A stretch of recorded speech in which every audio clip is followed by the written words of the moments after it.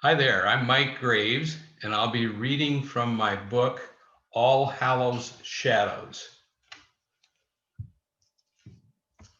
All Hallows Shadows takes place in October 1937, although what I'm going to begin with is a flashback scene that starts sometime earlier. So we're going back to 1937, October. First chapter is Grandma Was Special. Even before she told me her story about seeing the ghost of her great uncle, I knew my grandma was special. She possessed a quiet patience, a dignity sometimes lacking in others. When a crisis arose, when others flitted and flew and squandered time and energy on futile gestures, Grandma waited and observed. She bided her time, thoughtful and calm. She peered into corners and gazed into shadows. Grandma noticed things that other people missed. And now Grandma speaks. It was cold that night, cold and clear and still. An early frost hung in the air, and I tucked the blanket up under my chin. Full moon shining. What was it Papa said? A dying grass moon, he called it. That was it. A dying grass moon. That full October moon. Trees going bare, long shadows, no stars. Some claimed that spirits stirred on such a night. An owl hooted, a twig snapped. I started, my little girl imagination turned into ghosts and goblins and such. A body felt mighty small beneath that prairie sky. Were you scared, Grandma? Oh, no, not really. Not with Papa on one side and Mama on the other. I was safe. Our mare snorted and snuffed and leaned into the harness, blowing clouds of mist. The buggy creaked and rattled. I curled beneath the blanket and snuggled close to Mama. She slept on the seat and her jowls jiggled as we passed over the rutted road. Papa dozed on my other side, reins loose over one hand. He'd snuck out behind the barn to tip a jug between dances, him and his pals, thinking the ladies would be none the wiser. And the ladies pretended they didn't notice. Corn liquor had lifted his spirits and claimed his body. He fought sleep. His head bobbed and dropped, down, down, then snapped up like a fish hooked on a line. He popped open his eyes, twisted his neck, puffed his cheeks, and blew a breath. He gazed into the darkness, got his bearings, and did it all over again. His eyelids drooped, his head bobbed, his chin dropped. I tried not to giggle. I wondered why he just didn't go to sleep. That mare knew the way home as well as Papa did, and she didn't need any prodding to get there neither. Grandma's chuckle spilled over her pink gums and her tongue flicked over her lips. Her teary eyes squinted behind the tiny wire-framed glasses that rested on her nose. Light from a dim bulb haloed the white bun atop her head. She looked angelic. What about the ghost, Grandma? When did you see the ghost? Well, as we drew near our place, the road rose up over a narrow bridge that passed over a creek. That was our guidepost, our signal that home was just ahead, that bridge. The mare knew it too, and she leaned forward and stepped a bit faster. That's when I saw him, just out of the shadows, standing right there on that bridge, in the light of the moon. I saw a tall man, a thin man, what we call gaunt. He wore long gray whiskers and had a black top hat. Under a dark coat, he wore a red checkered vest with a gold chain draped across it. Wow, a real ghost now? Were you scared? Grandma smiled and gathered me in with fleshy arms and dimpled elbows and lay my head against her breast. She patted my head and whispered, No, child, no, I wasn't afraid, not in the least. I grew rather calm. I saw no reason to be afraid, no reason at all. The man smiled at me and raised a hand and waved and nodded as we rolled by. And then he faded back into the shadows. And you didn't even know who it was? Not then, I didn't know. The next morning at breakfast, I told about what I'd seen. When I described the man, my folks stopped chewing their food. They put down their forks and listened. And when I told about the red checkered vest and gold chain, Mama gave Papa a look. Neither one spoke. I said, "What? What is it?" And Mama took my hand and said, "That was the spirit of your great Uncle Horace, dear. That's just what he looked like, tall and gaunt with a long beard." He was so proud of that watch and chain, a wedding gift from his bride. He bought a red vest to better show it off and never went anywhere without it. I asked Mama when he had died, and she said, "Before you were born." He died not long after his wife passed over. She went with rheumatic fever, and her death left him heartbroken. He took to drinking. Some say his horse threw him that night. Others say he simply fell out of the saddle after an evening spent with John Barleycorn. Either way, he died right there, right at that bridge. They found his body in the creek. A chill fell over me. Wow. So you really did see a ghost, huh, Grandma? You really did? Yes, I did. My mother said I had a gift, what with being born on Easter Sunday and all, but I don't know. Seeing a ghost never seemed all that unusual to me. It seemed perfectly normal.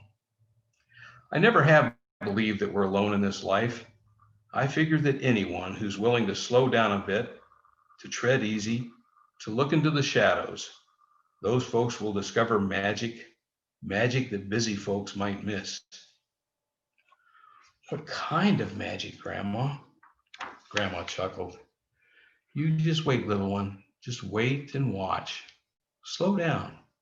Go easy. You'll see. She hugged me and I wanted to speak, but I was interrupted by a bell, a harsh clashing sound over and over. What's that sound, Grandma? That ringing? What's that noise? She smiled and opened her arms and released me. She fell away, grew faint, and faded into the shadows. The clanging grew louder and repeated, again and again, jangles that wouldn't stop, wouldn't stop. Grandma, where are you? Don't leave, come back. But she was gone. I could no longer see her. That's the first few pages of All Hallows Shadows. I'd like to say a bit more about the book, and then we'll go back and we'll read a little bit more. My adventure with Pete Stone, the detective in 1937 Wichita, began, 7 or 8 years ago when I recalled some words my grandfather said to my father. They were his last words to my father. He said, "Tell the boys not to forget me." And I got to thinking about that. It was a half century later. I got to thinking about those words, "Tell the boys not to forget me." And I realized I hadn't forgotten my grandfather, but I never knew my grandfather like I had hoped I would. It was simply a matter of time and geography. We lived in another part of the country. We'd come back and visit maybe once a year, but they were usually short visits before my dad had to get back to work. So I never really grew up with my grandfather, never really knew him. And I thought, well, I'll just make up a story. He was not a detective. He was not, but he did live. He was not a detective, but he did live in 1937 Wichita. That was his era. And I thought, I'll write about the detective, but I'll make sure that the backstory, the things that the sidewalks that he walked, the movies that he saw, the newspapers that he read, I'll make those as accurate as I can, because I wanted to have an idea of what he lived through, what it was like back during that time for him and for others. So I began my search at the Wichita Public Library. I've always turned to libraries when I need to find information, and I did. And I found some wonderful people there who were willing to help me, and I've always appreciated that. And they got me hooked up, so I was reading microfilm copies of the 1937 newspaper, the Wichita Eagle, gave me a copy of a wonderful map of 1940 Wichita, which has become very valuable to me. I use that all the time when I plot Pete Stone's travels throughout the city. And so I began getting a feel for the time and the place. And the place was in Wichita, as I say. I needed a place for Pete to live. So I went to my birth certificate and found a place near 11th and Llewellyn in Wichita. And I used that as his address. I didn't want to call Pete Graves. So I thought, well, Graves, gravestone, stone. And that's how Pete Stone came to be. My grandfather lived about the same time as one of my favorite authors, Dashiell Hammett, who wrote, among other things, The Maltese Falcon with Sam Spade. And so I decided out of a tribute to Dashiell Hammett, I would use his birth date and date of death for my grandfather. Similar, but not exactly to what my grandfather's was. I began thinking about things that my grandfather did like. He had a wonderful collection of clocks in his home. I remember that. And he was very proud of the fact we'd love to be in his home at noon, because at noon they would all chime and they would chime at the same time. And we thought that was pretty terrific. I do mention throughout the book, my grandfather Pete, as well as most people back then, did smoke a lot of cigarettes. They'd have a drink of bourbon when they could get one. So my characters do that also. My grandfather, this was family lore. I never heard this from his words, but he and a partner shared a dairy delivery business. And when the Depression hit, they realized that the business, although it was doing okay, wasn't going to support two families. So they flipped a coin. They tossed a coin. My grandfather lost, and he went on to do something else and lost the business. No hard feelings. That's just the way it was. I never write too much about politics. I am working on a manuscript that will touch on some political aspects. Politics back then was generally considered something personal and private, so I didn't write a lot. I felt that my grandfather was apolitical, but I do know he championed the underdog, as did my dad. I put in, because I love baseball so much, I include some baseball references, again trying to remain historically accurate as to what was going on in the city at that time. And then I went to other places to do research. There's a wonderful online site called wichitaphotos.org. And it's just terrific, because I can go on and I can see literally hundreds of pictures from the Civil War era, just past the Civil War, to the 2000s.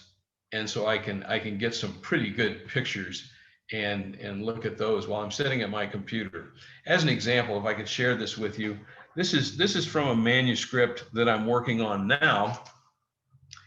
And I wrote, this is not published. I drove to my office downtown. I wanted to get Pete to his office. It's a sentence, it says what it does, but it's pretty boring. I drove to my office downtown. So I went to wichitaphotos.org and looked at some pictures of the buildings downtown and changed that one sentence to read this. I crossed the river and drove east into downtown. At Douglas and Main, two clerks in shirt sleeves and bow ties arranged a display of menswear in the window of Hinkle's dry goods store. At the northeast corner of Market and Douglas, customers milled on the sidewalk outside the entrance to the Fourth National Bank. I glanced at my watch. The bank would open soon. I thought of Percival Gilman, the bank's cashier, and Agnes's husband, working inside the imposing structure, striving to gain the trust and confidence of his customers, ever vigilant of his image in the community. A quote from Jacob Marley's Ghost popped into my head. I wear the chain I forged in life. So I was able to get a paragraph to replace a sentence, maybe give a little more detail on the backstory, and all I had to do was click a button. So I'm very grateful for, especially in this time of COVID, of being able to still do research. My wife and I, Monica and I, visited museums, college campus. We visited a lot of the areas in Wichita where Pete might hang out. We had lunch at a wonderful little restaurant on Seneca that became Tom's Place, which is Pete's hangout. So that's a little bit about how the story came about. I'll turn back to the book now and read a few more pages. We've just had a dream sequence, of course, and so now we're going to pick up right where we left off. Grandma, where are you? Don't leave, come back. But she was gone, and I could no longer see her. My eyes opened and I lay still. The ringing continued. From where? I grabbed the alarm clock on the nightstand, but it was silent. The ringing came from a distance. I tossed back the blanket and threw my legs over the side of the bed. My feet got tangled in the sheets, and I tripped and cracked my shin on the nightstand. I cursed the pain and hobbled to the kitchen. The telephone sat on the table alongside an ashtray and a pack of Chesterfields. I reached for the telephone with one hand and the cigarettes with the other. Yes, hello, I said into the receiver. I shook a cigarette from the pack and a masculine voice came over the line. Good morning, is this Mr. Stone? Am I speaking to Mr. Pete Stone? My reply was interrupted by another sound of bells tinkling in tune along with gongs and chimes, in chorus with cuckoos and chirps. Unlike the harsh clangs of the telephone, however, these lullabies greeted me each morning and eased me to sleep each night. My collection of clocks heralded the hours, the Black Forest cuckoo clock, the Seth Thomas grandfather clock, the recently acquired Austrian Zappler animated clock, and over a dozen others scattered throughout the house. The owner of the voice on the other end of the line heard the chimes too, and he was wise enough to hold his tongue until they ceased. I used the respite to cradle the phone on my shoulder and hold a match to a cigarette. Each clock sounded 9 times in unison. I prided myself on their accuracy. When they ceased their recital, the voice spoke again. It sounded impatient. Well, finally, please tell me, have I reached Mr. Pete Stone? Yes, you have, and a good morning to you, sir. I saw no reason to be unpleasant. The day had just begun. It still held promise, and I still had hope. My sunny tone must have caught the speaker off guard. There was a pause. Then he continued. Mr. Stone, my name is Dr. Fallon, Dr. Wilfred Fallon, and I'm a professor of English at Wichita University. I'm calling you because you have been recommended to me. That is, someone I trust suggested I give you a call. He cleared his throat and continued. Please forgive me for ringing you at home, Mr. Stone, but I tried your office and your secretary said you hadn't arrived yet. It is now 9 o'clock in the morning. May I ask what time you usually begin your day? You may ask, I said, but my answer is none of your business. I rethought my earlier decision to remain pleasant. Of course, you're correct. Forgive me, please. Your personal schedule is none of my business. Maybe I should start again. I'm afraid I've been under a bit of a strain lately, and I haven't been myself. It's been some time since I've been so baffled by circumstances and so unsure about how to proceed. That's why I called.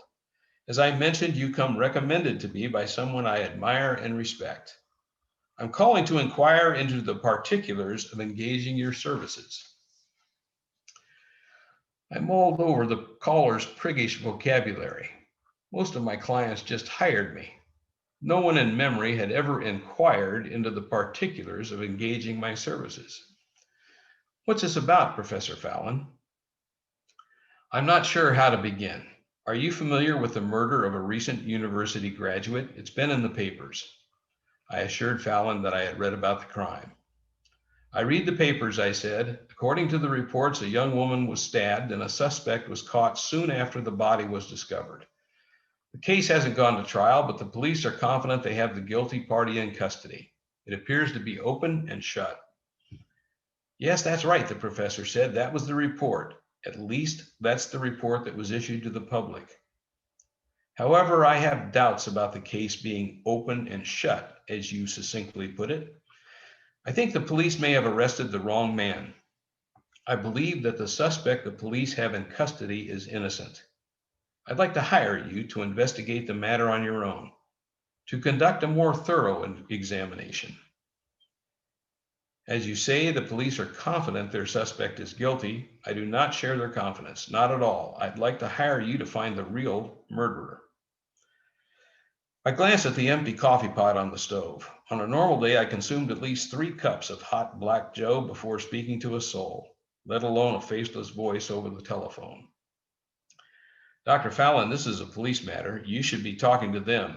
If you have proof or information regarding the suspect's innocence, you should go to the police immediately. No, please understand, I do not have proof and I cannot go to the police. I do have doubts, serious doubts, and I'd like to discuss them with you. Even so, even with no proof, if you know nothing about the case that the police don't know, or if you do know something, you should go to them. I waited for a reply. Mr. Stone, I cannot go to the police for reasons I do not wish to divulge over the phone. If we met together, our discussion might prove more enlightening and fruitful. Would you be willing to meet with me? I questioned in my mind if Fallon knew something about the murder that had escaped the police's attention. It seemed doubtful. The newspaper reports suggested the police had arrested the murderer. To tell you the truth, Professor, I'd planned on taking a few days off this week. Fallon was not put off by my comment. May I suggest this, he said. Give me an hour here in my office. 1 hour. I will pay you for your time and trouble whether you choose to assist me or not. Would that be agreeable? He was determined and anxious. Why was he reluctant to talk to the police? His request to meet him seemed reasonable, and I had to admit that he had piqued my curiosity. Okay, Professor, I said, I suppose an hour together couldn't hurt. Excellent. How about this morning? Before lunch, say 11:30? I assured him that would be fine, and he told me where to find him on campus. We said our goodbyes and rang off. I went to the stove and started a pot of coffee and showered and dressed while it brewed. After I finished knotting my tie, I poured a cup of coffee and dialed my secretary, Agnes, at my office. I took my first sip of the hot liquid just as she answered the ring with Tombstone Investigations. Good morning, my sweet Dulcinea. This is your Don Quixote calling, your knight errant, incurable romantic, tilter at windmills and righter of wrongs. Well, the day is young, Agnes said, but you sound like you're already into the sauce. Are you starting early or have you been nursing your habit all night long? Wrong on both counts, sister, and I'm offended at your insinuations. As a matter of fact, all I'm nursing is coffee, straight and black. I'm as sober as a schoolmarm, and I'm perpendicular to the world. Thank you very much. It's early in the ball game, but I'm batting 2 for 2. First you're Don Quixote, now you're Babe Ruth. If either one of you hear from Pete Stone, you might ask him to give me a call. I'd like to hear how things went last night. Pete Stone is alive and well, kiddo. Thanks for asking. The hooligans are in the Hooskow, viewing the world from behind cell bars. Thanks to yours truly, the streets of our peerless Princess of the Plains are safer this day than they were the day before. Agnes was referring to my most recent case. I had spent the previous evening and several of the wee hours that morning on a stakeout involving a break-in and stolen goods. 2 recent graduates of the Kansas State Penitentiary at Lansing had celebrated their release by boosting a truck from a warehouse near 2nd and Wabash. I had done some work for the owner of the warehouse in the past with satisfactory results. Although I suspected not every item in his inventory would pass muster under the eyes of the law, I was a private investigator, not a judge. When he told me that the truck in question carried a load of crates marked Carnation Milk, and he offered a nod and a wink, so it wasn't really milk in the crates. It was no skin off my nose.